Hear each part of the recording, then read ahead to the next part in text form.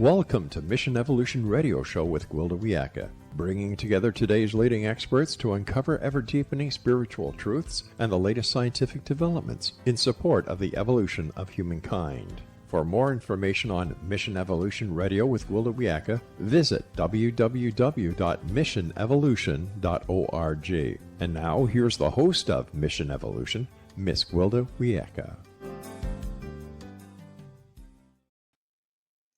Somewhere in healthcare's development, the human being was fragmented into disparate parts. Now, many patients suffer greatly as countless diseases thrive in the gaps between these parts. Is it time for a worldwide revolution in healthcare? Mission Evolution Radio TV show is coming to you around the world on the Voice of Canada Broadcast Network, www.vocbn.ca. With us this hour to explore revolutionary healthcare options is Amanda Whittal. Amanda is a health psychologist, certified natural health practitioner, and yoga instructor. She's worked as a practitioner, providing holistic therapies and yoga, and as a researcher on a variety of health topics, including patient health, professional communication, stress relief with yoga and meditation, health behavior, rehabilitation, cultural differences, and health policy. She currently works as an associate director in a rare service disease consultancy specializing in health policy with FAIM, the Foundation for Alternative and Integrative Medicine, as European Research Coordinator. Her website, faim.org. Amanda, thanks for joining us on Mission Evolution. Thank you very much for having me. It's a pleasure. It's a real pleasure. So tell us a little about yourself, Amanda. Sure. So I think you did a nice introduction, Gwilda. So it kind of spanned quite a broad range, but from an education perspective, I'm a health psychologist. So I've done a master's and PhD in the field, and really looking from the spectrum of individual health, behavior change, how people can really be empowered to do the small things that have a big difference in terms of lifestyle behaviors, but also understanding the options that are available to them beyond conventional medicine, which has its place, but there is also a lot we can do for ourselves. So my practice, research has all revolved around that core topic. So, what is, you touched into it a little bit, but what is a health psychologist? I get that question a lot. I'll bet. Not very many people know what it is. It's very broad. So, in general, a health psychologist is somebody who tries to understand what health behaviors or risk behaviors can either help or harm us as individuals. But we work on an individual and a policy level. So, my personal work has been more kind of one-to-one work with individuals, has been mostly along the lines of developing interventions for health promotion or for people with chronic illness to understand what are the barriers that might prevent us from making lifestyle changes that we need, and how can we overcome those barriers through practices of mindfulness, through understanding how we can construct our environment and work things into our lives. That sounds extremely useful, much needed, because it's like people, they, even if they know what they're supposed to do, sometimes there's something standing between us and taking care of ourselves in the way that we should. And it's probably different for each person. Absolutely. And that's the tricky part, is that it needs to be tailored for everyone. But there are some core things that we can each learn to do so that we understand what our own personal barriers are and what are the things that motivate us to live a better quality of life. So, how can health psychology and health improve the lives of individuals and society? That's a good question. So, on the individual level, it's very much related to what I was talking about. There's a huge component of mindfulness and self understanding to it. So, building those skills for individuals is the main thing that we can do to help people improve their own lives, whether it's battling illness or preventing illness. For society, it's about developing systems that are supportive of such preventative and promotive health approaches rather than waiting until we're further down the line.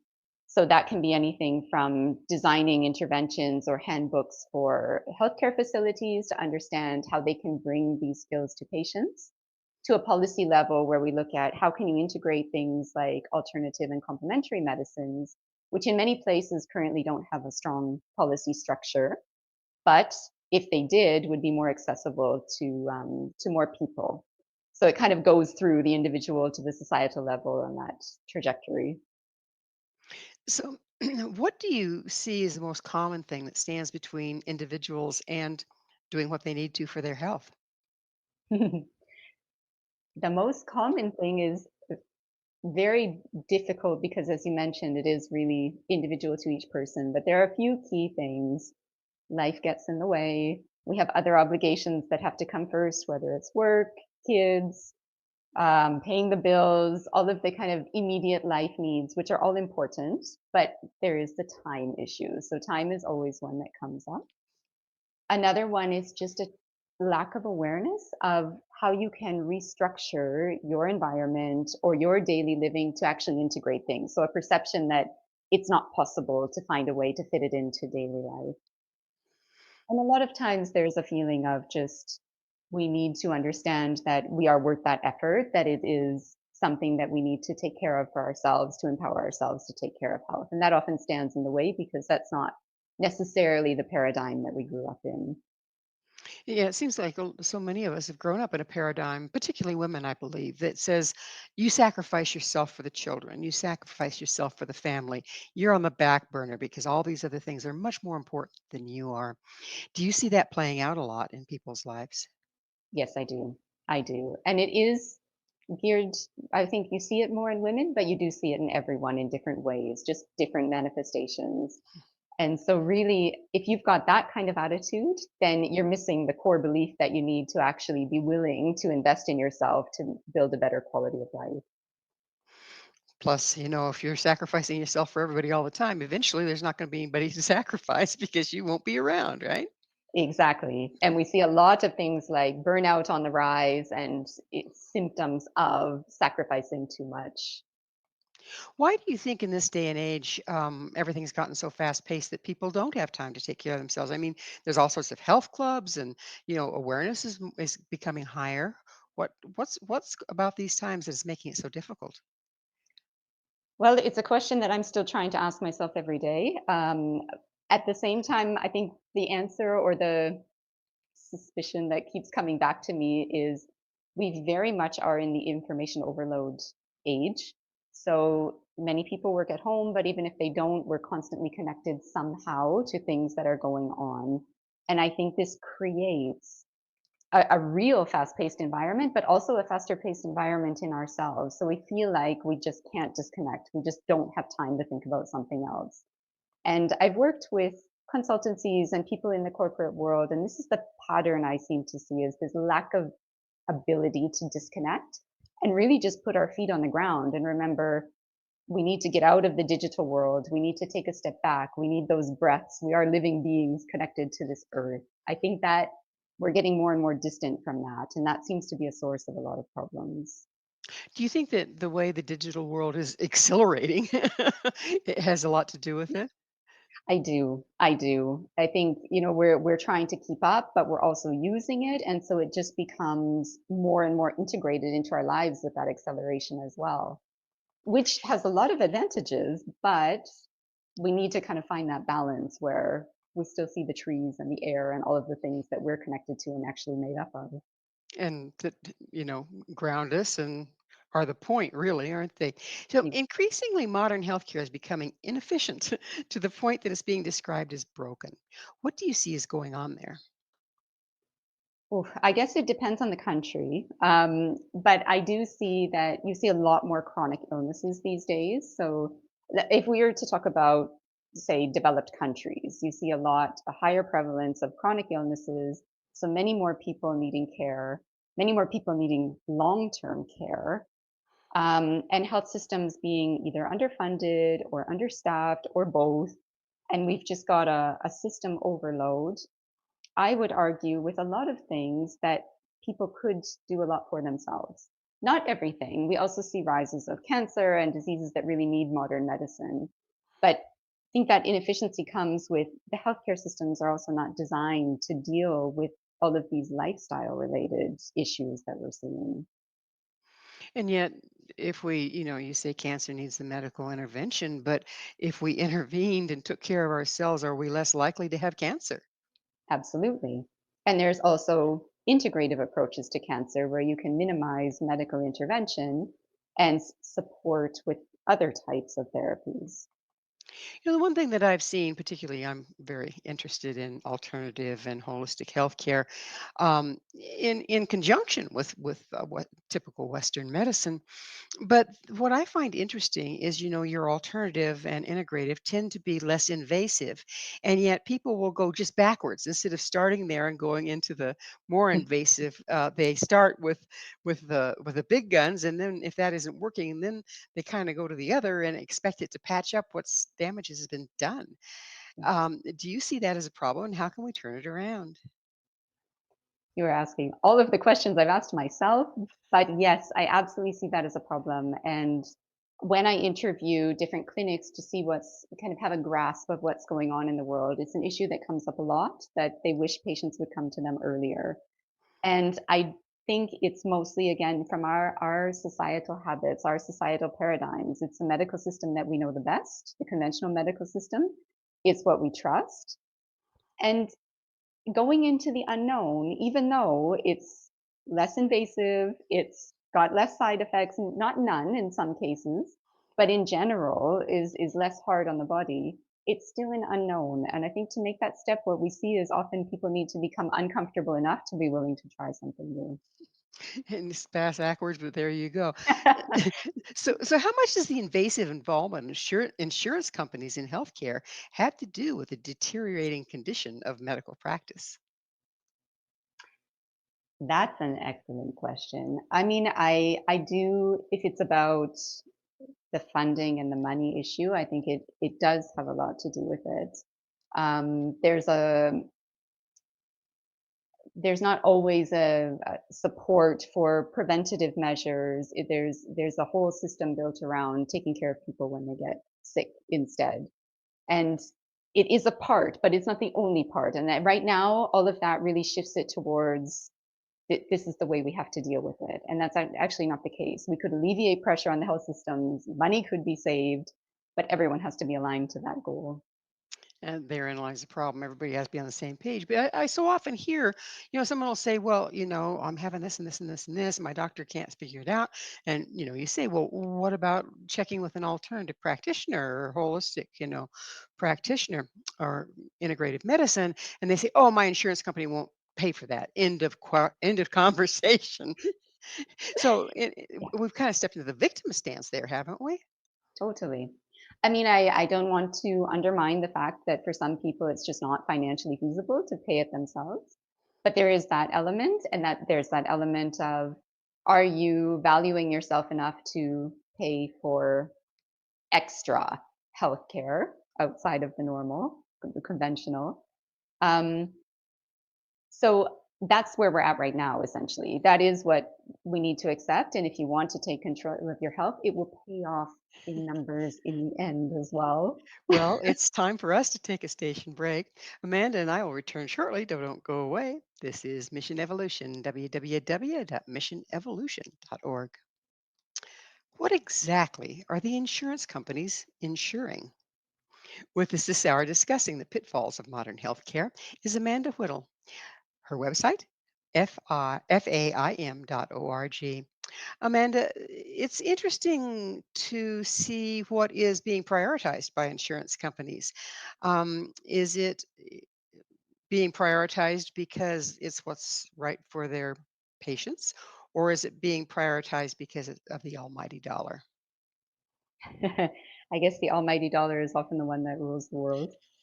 There's probably a truth to both in the sense that a lot of patients benefit from the healthcare system as it is now, but we're very much missing the complementary, integrative, alternative practices. And that's what I meant at the beginning when I said at the policy level, we look to how can we make those systems more robust so that patients have access, so that insurance companies will fund these treatments. And sometimes they do. I know in different countries in Europe, there is some funding for things like acupuncture. It's not totally comprehensive, but it is a start. Well, there's so many other modalities out there that really are being shuffled to the side because they aren't in mainstream. And yet it could be the answer to not getting sick in the first place, couldn't it? Yeah. So anyone that's been in the system today has probably experienced being shuffled from specialist to specialist with no actual communication between practitioners.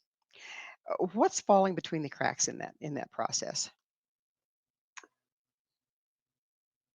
Well, I think there's a very big tendency. There are some examples of very integrated care practices, but in the most case, we're increasingly seeing specialization in the conventional healthcare and people working in silos. So essentially, you see one specialist, they tell you what they know, but they don't necessarily know what all of the other specialists have done. So you really miss that integrative care and you miss that view of the patient as a whole person. If somebody's looking at your ear, they're not looking at you as a person, they're looking at you as an ear.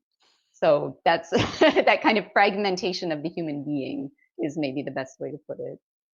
Well, there's so many things that are actually system-wide issues versus pieces parts. And are those being missed more frequently because of this approach? Yeah. Yes, absolutely. There's definitely a lot of area for improvement in our systems to just integrate better, to try to keep information, views. If you take one patient as a whole, that the whole system is able to work with that patient. So there are definitely holes there. I can't say I know how to fill them, but I would agree with your point. I hear you. So I understand you're currently European Research Coordinator for FAIM. What is FAIM? FAIM, or FAME, is the Foundation for Alternative and Integrative Medicine.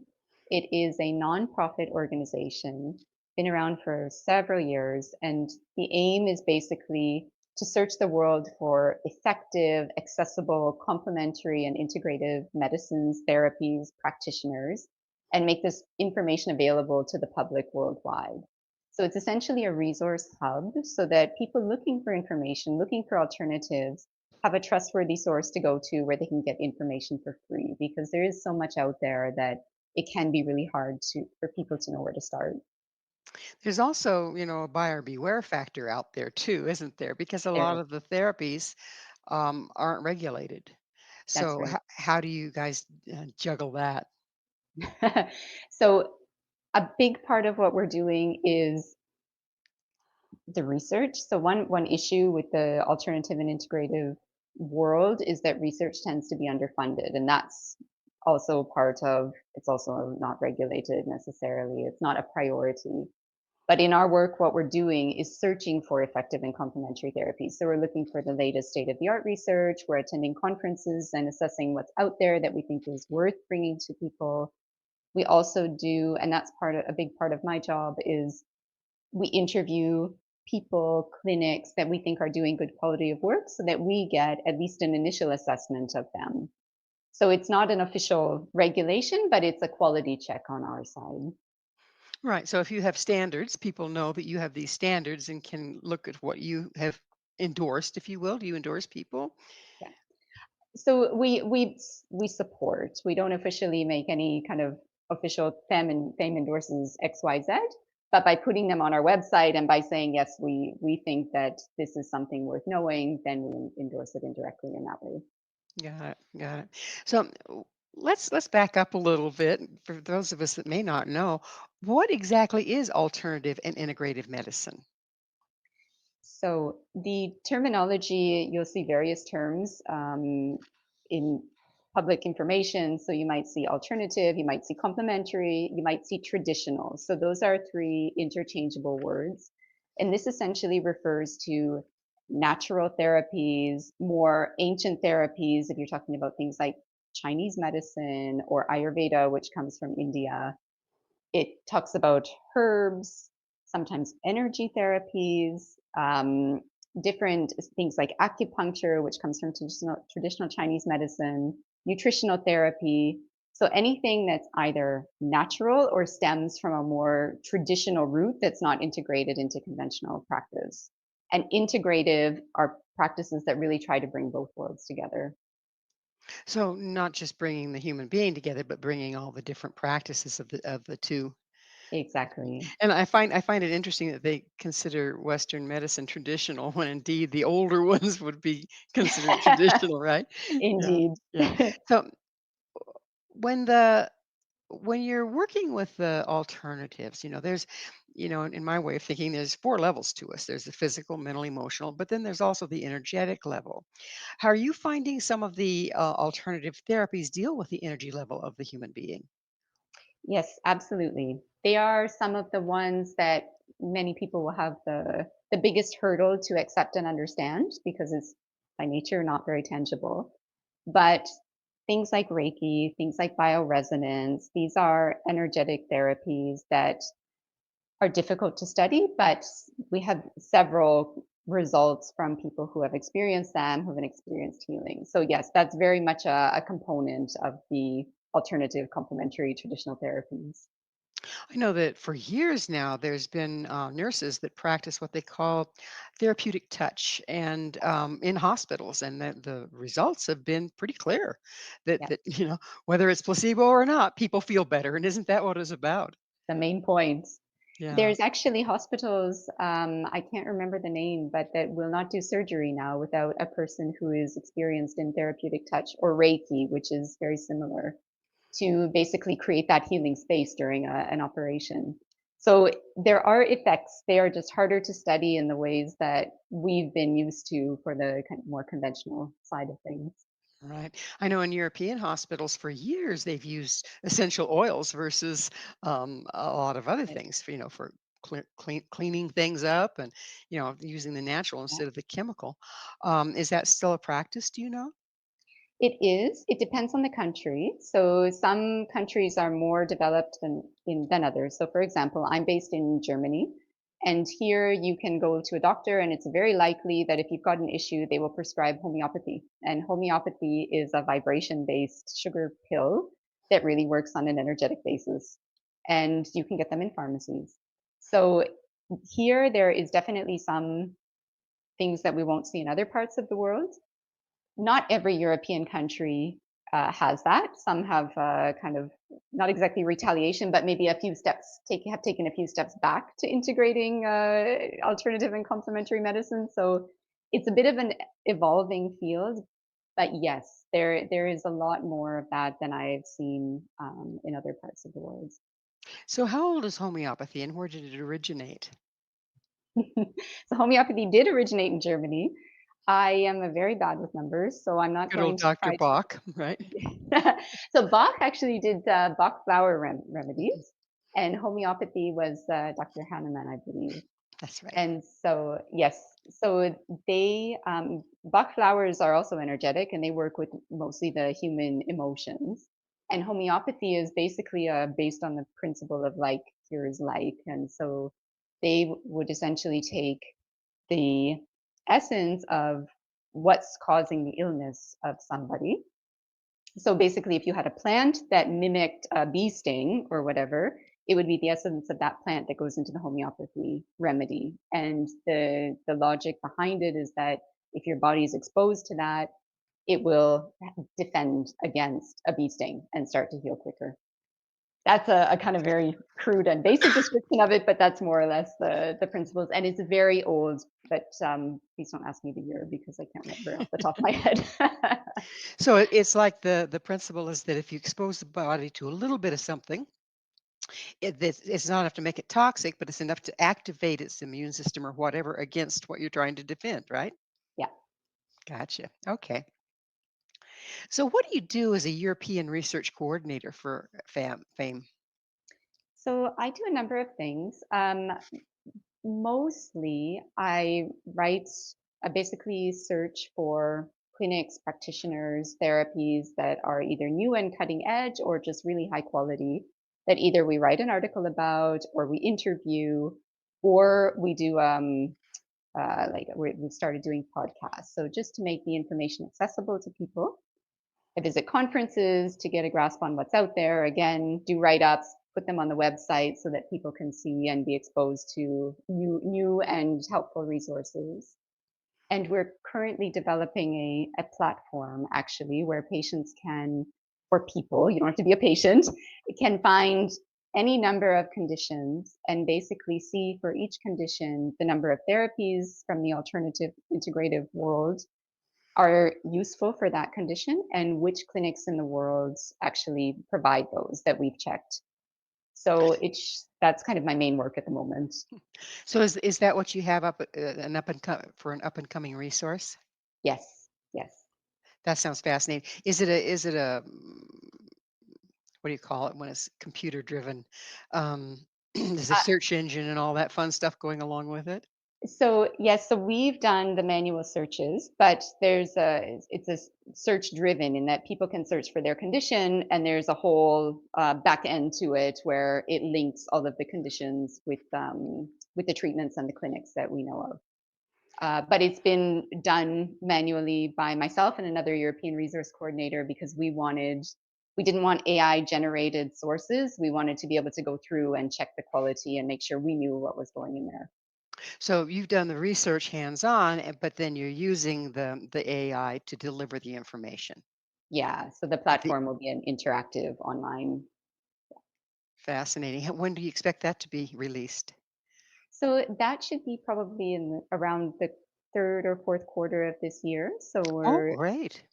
not too long from now. Um, and it should be, hopefully it will be useful for many people. It will be free, so just an accessible resource. Right. And you can find it on the website that we're giving out for you, right? When the time comes. When the time comes. So what is some of your research in this field found? So my research has been very varied. Maybe one of the most interesting things was research I did very early on. I am a mindful therapeutic yoga instructor and holistic practitioner, so I was quite interested in could we do something to show the effects of that. So we did with university students mindfulness-based yoga training for a number of weeks, and it was a RCT, a randomized controlled trial. We had one group of students who did the training, one group who didn't. They were given a kind of a dummy exercise. And we found significant effects in terms of improved sleep quality, decreased stress levels, which is really important. These were students at a private university, really, really focused on their grades. Well, we're Um, going to have to leave this as a little bit of a cliffhanger because it's time for another one of those wonderful station breaks. Amanda and I will be right back to continue our discussion. So you stay right there. This is Mission Evolution, www.missionevolution.org. Are there any alternatives to our broken healthcare system? This is Mission Evolution, missionevolution.org. With us discussing alternative and integrative medicine is Amanda Whittal. Her website, FAIM.org.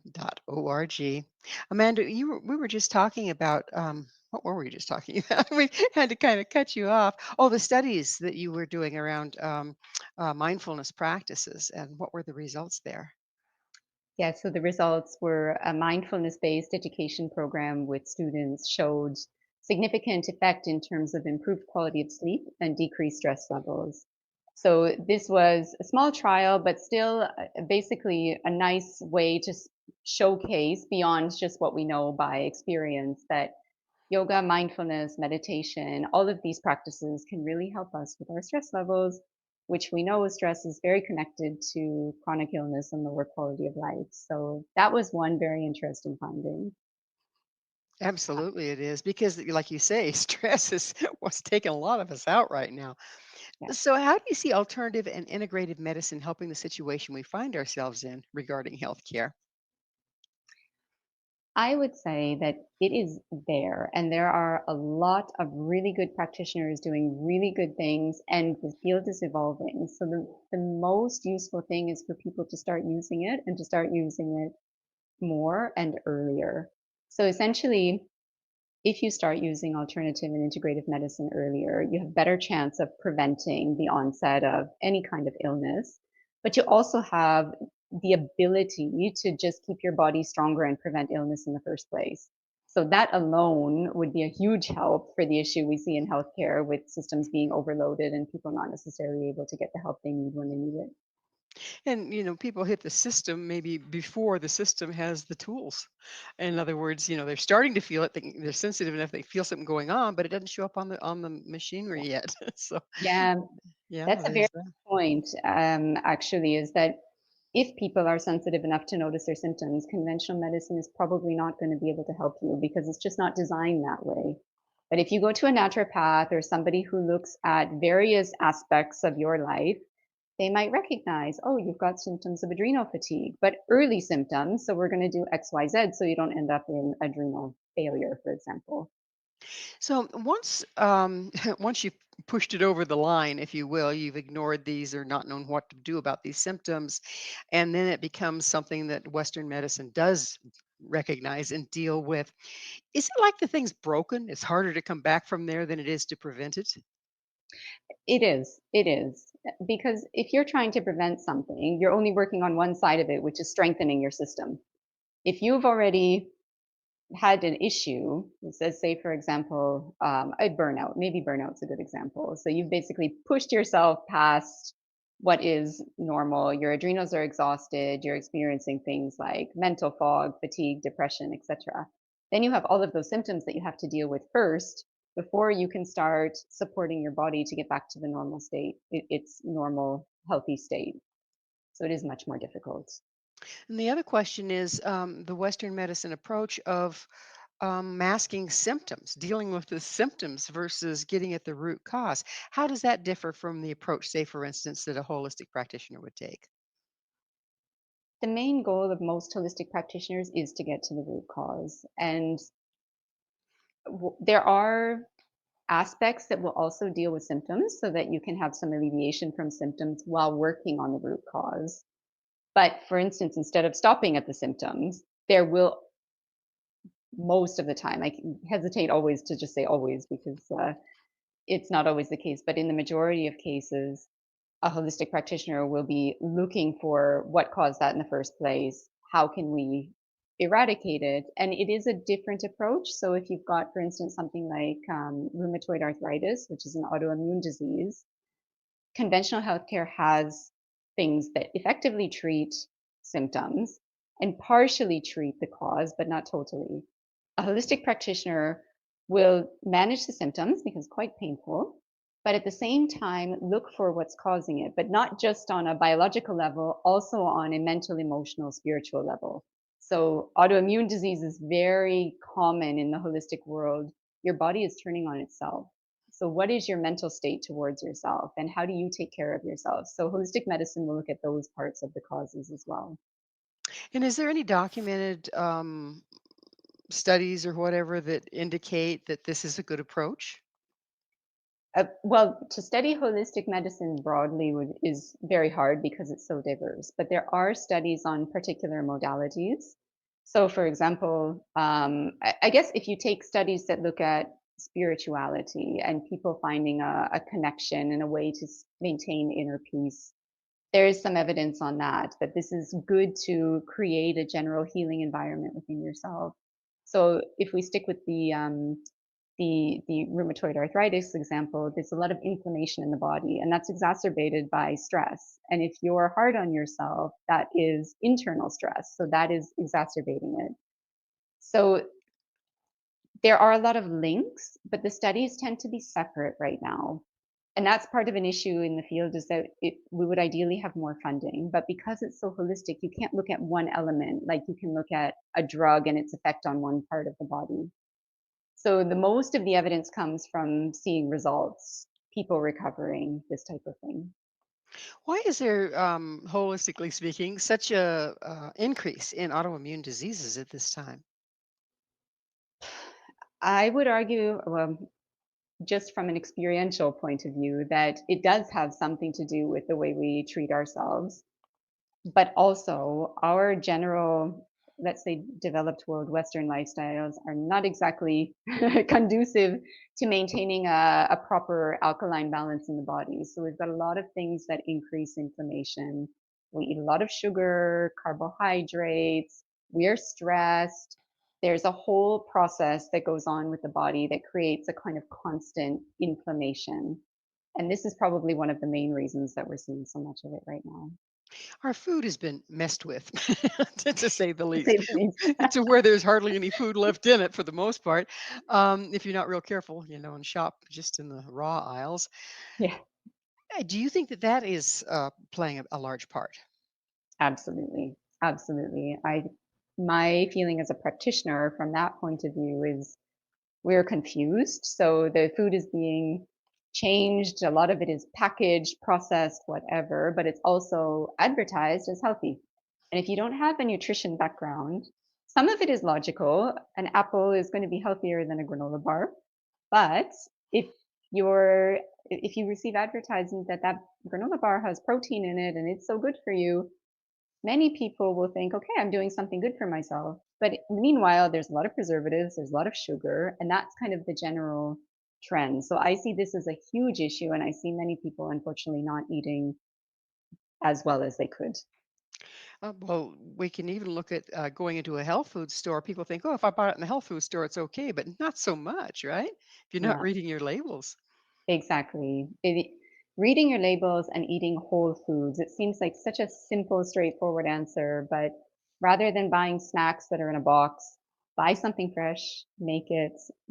This is going to be 10 times better for you than anything that's advertised as healthy and it comes in a box with a list of ingredients this long. But there we go back to the time factor. Oh my gosh, you mean I have to spend time in the kitchen? Oh my gosh, you mean I have to cook? I don't have time for that, is what you'll hear a lot. That's Well, you can right. take time now or you can take a lot of time out later, right? Exactly. So, what are some examples of alternative clinics or treatments that you found particularly interesting? There have been so many, but I can give maybe two different examples that work on two different levels. One is I interviewed, I didn't visit the clinic, but I saw this person. This is Dr. Amit Agarwal. He's a naturopath working in Kenya, and I met him at a conference 1 year ago. He practices naturopathy, but also family constellation therapy. And I was very impressed by this because it's an example of using naturopath, so like mostly homeopathy and nutrition and lifestyle advice to deal with symptoms that people are experiencing. And family constellation therapy looks at your past and how do you release past trauma or past emotional issues that might also be contributing to poor health. So this was absolutely interesting. I had not heard of family constellations therapy before. Um, Another one is a clinic in Germany. They're the Arcadia Praxis Clinic, and it's an integrative oncology clinic. Also extremely interesting because they do use chemotherapy, but in low doses. And the whole environment around that for the patients involves a very comfortable, almost a resort-like visit to stay at their clinic, lifestyle support, nutrition, high dose vitamins. So everything to support the system in conjunction with a lower dose of chemotherapy.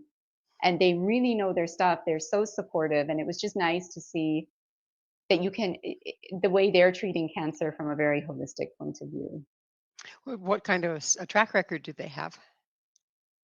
In terms of success, Yes.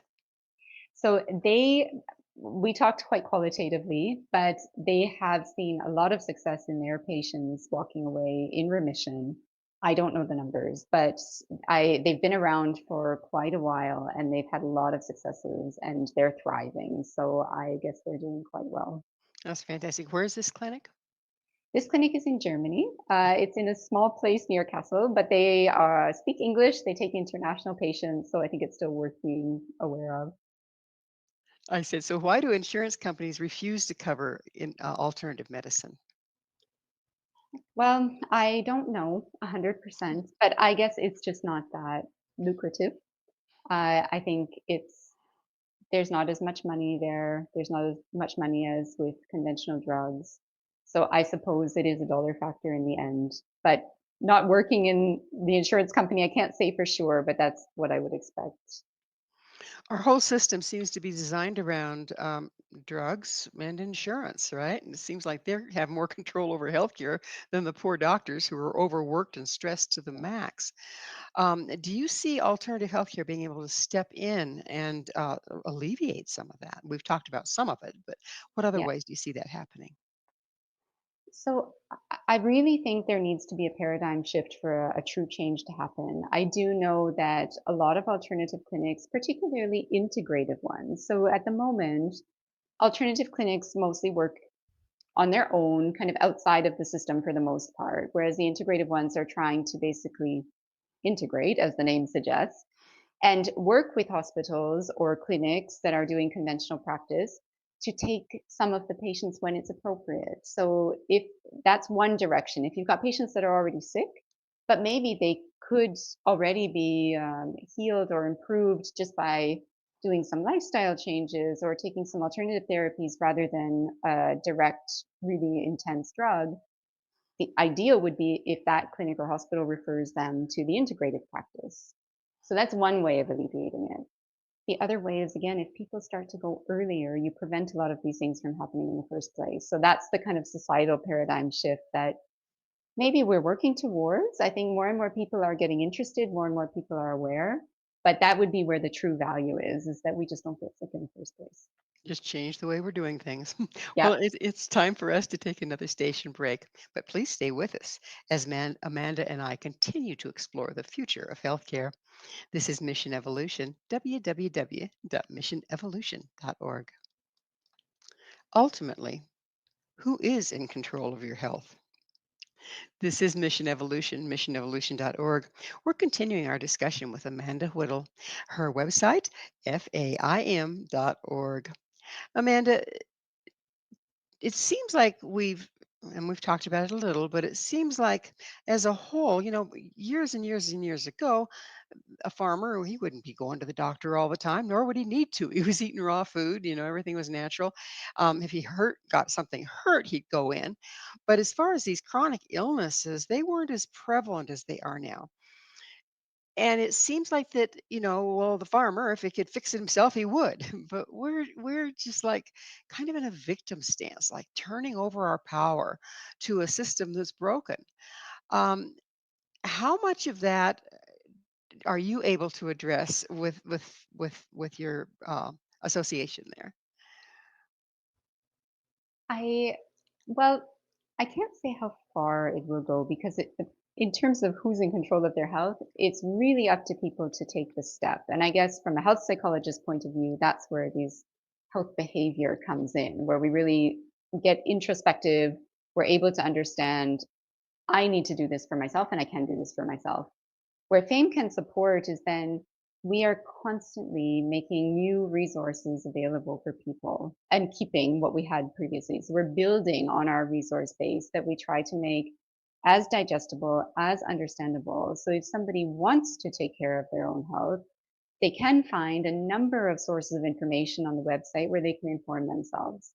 And then they can see what they can do themselves. They can see if they need an alternative practitioner, because as you said, you don't always need a doctor or a practitioner. A lot of these things just require you informing yourself and taking the step to do it.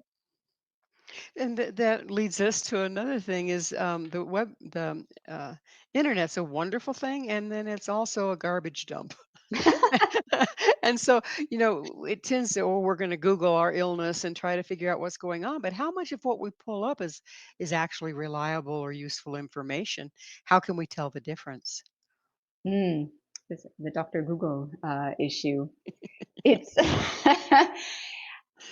it's very difficult, unfortunately. I think it's easy for anyone to get misinformed by something that looks legitimate. The best advice would be to go to sources that have a good reputation. So don't just Google something and go to the first hits you get. Go to designated web pages. So, I mean, FAME is an example. There are also other web pages. Go directly to clinic web pages. Go to national health sources. I know that a lot of national health sources are still mostly focused on the conventional system, but not all of them are. So that's the best you can do in the internet world and cross-checking if you've got access to experts. So, like, say for instance, Mayo Clinic, I think has a website, that sort of thing. Yeah, That would yeah, be what you'd be talking about. Is if you're looking conventional, and it would be good to cover all your bases, wouldn't it? To see what absolutely. conventional has to say about it, see what alternative has to say about it. Yep, Yeah, okay. yeah. How can the average person find health care they need without breaking the bank? That's a good question. Again, it depends where we're talking about, I suppose, if the country's got a good healthcare system. Um, Making sure you've got health insurance is one important thing. I say it depends on the system because I know Switzerland, for example, has health insurance plans where you can add some alternative therapies. So it is worth checking if your country has anything that you can add and adding that so that it's a small payment, but then you at least have access to something like massage therapy, acupuncture, maybe some nutritional therapy, things like that. Do you think that as individuals, if we stand up and say, this is what we want, if more of us do that, do you think that that's the secret to the change of what the insurance companies will cover? That's a good question. I think there's absolutely power in numbers, and that, yes, that would have an effect. Clearly, I can't tell the future, but judging from past things that have changed dramatically in our society, it's usually been people standing up and deciding, this is what I want.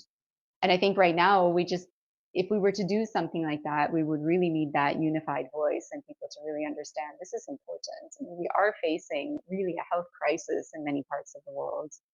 And so to take that back and to say we want those therapies that promote health, that keep us healthy, would be a very powerful step. Absolutely, it would. So, what does FAIM have to offer people interested in alternatives to mainstream medicine? So the information that's available lists a number of experts, a number of clinics that are available worldwide. So we don't just focus on North America. We've also got many different countries in the world. So you can look there at the moment for different clinics that are around and explore what we know about them. We've got a big list on the website. More comprehensive will be this platform that I described to you earlier that will become available because that will really be you can explore all parts of the world, you can explore all conditions, all treatments, what treatments are good for what conditions. So that will be a very user friendly way to just see what are the options out there for me and what's close to me. So, what would happen if people around the world would have easy access to high quality information about integrative and complementary medicine? What do you see happening there? I think there's really the empowerment factor that people would then know enough to know what they can go and do for themselves. As we talked about, there will always be that step of if they want to go and do it for themselves, but that's a personal barrier that we all have to overcome. But having that information, it takes away a little bit of the unknown factor, that uncertainty. Is it worth spending money on? Is it really going to be effective?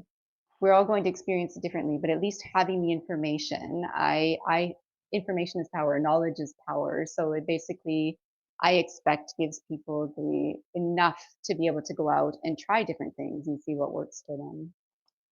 I think that again, so many people are becoming disenchanted with the status quo as far as medical care goes.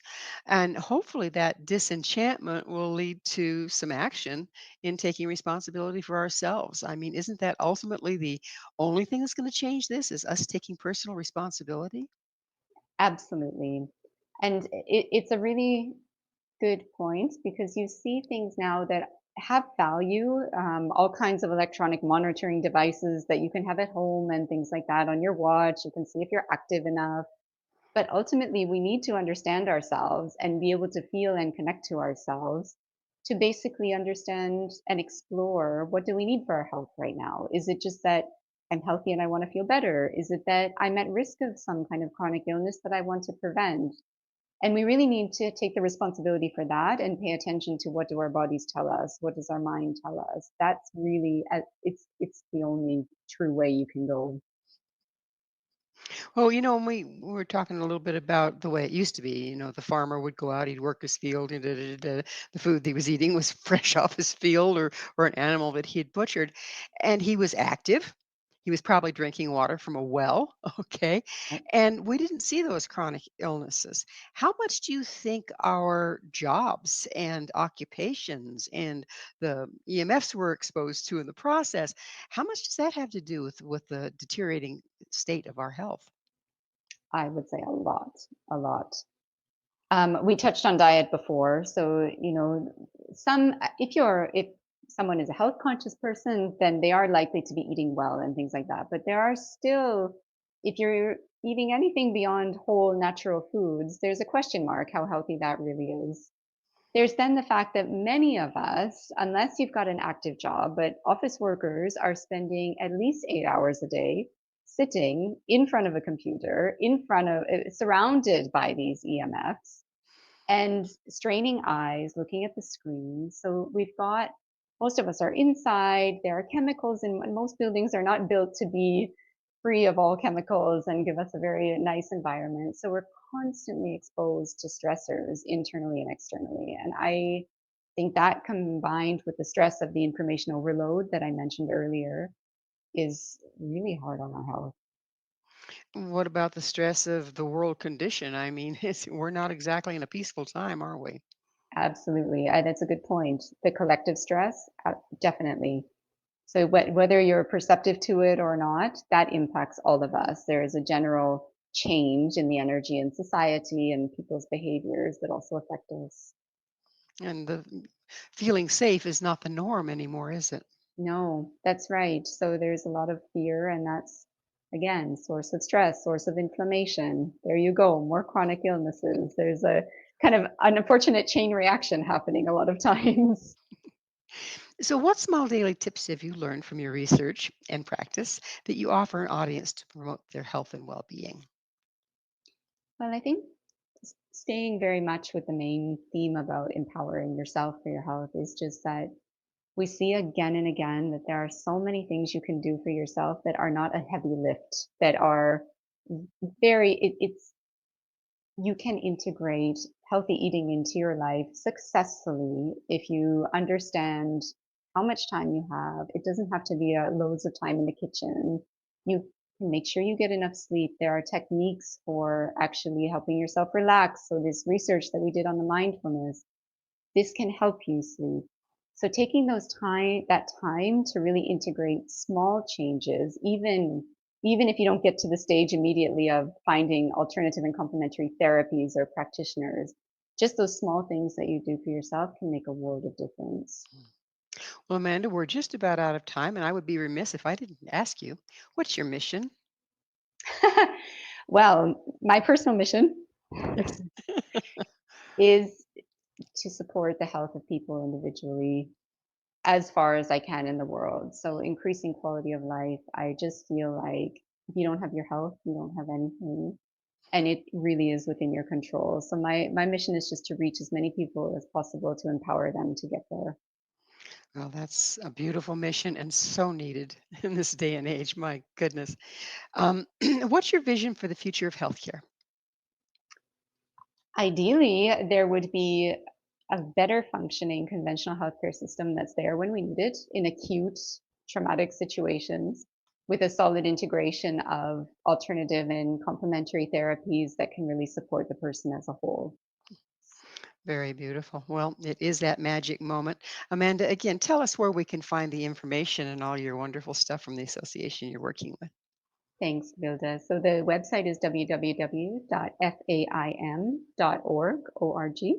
and there you can find all kinds of information as well as the upcoming platform in the Uh, later half of this year. you can bet I'm going to be watching for that upcoming platform. It sounds wonderful. So, thank you again for all the work you've put forth to create that and for coming on the show. Thank you for having me. My pleasure. And Amanda has been our guest this hour. Her name is Amanda Whittal, a health psychologist, certified natural health practitioner, and European research coordinator with FAIM, the Foundation for Alternative and Integrative Medicine. To find out more about Amanda and FAIM, visit her website, www.faim.org. This has been Mission Evolution with Gwilda Wiyaka. For more information or to enjoy past archived episodes, visit www.missionevolution.org. Please be sure to join us again right here on the Voice of Canada Broadcast Network, vocbn.ca, where this mission will continue, bringing you information, resources, and support for our rapidly evolving world.